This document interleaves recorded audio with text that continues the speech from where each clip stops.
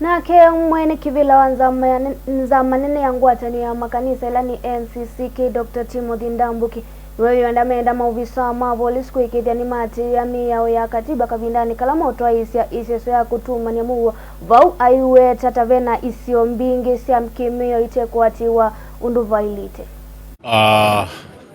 In the country, corruption has been rampant, and this is one of the reasons why the Gen Zs were talking of that should be reduced, and I think their voice has been heard in one way or the other.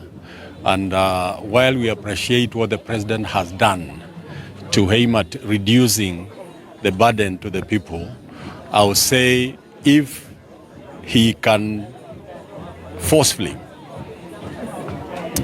talk about the corruption and ensure that those who are involved, they face the full force of the law.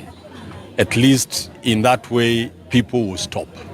But when people do stealing in the open and no action is being taken, I think we are kind of growing it rather than stopping it. So the president needs to come up with a policy.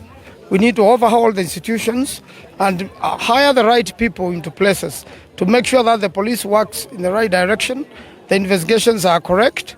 Unfortunately, the president has hired a lot of non-criminals in serious positions which could prosecute corruption. And therefore, such people, unless they themselves are prosecuted and unless they are sacked, it will be difficult to fight corruption in the country. If we fight corruption properly, we'll have enough money to run all our activities and need not to overtax the people. The people, the masses should also understand it clearly before we blame each other. At the same time, I tend to think every profession has its own ethics. And therefore, if the police are not using their instruments of power accordingly, there must be something wrong with their training. Let that be reviewed.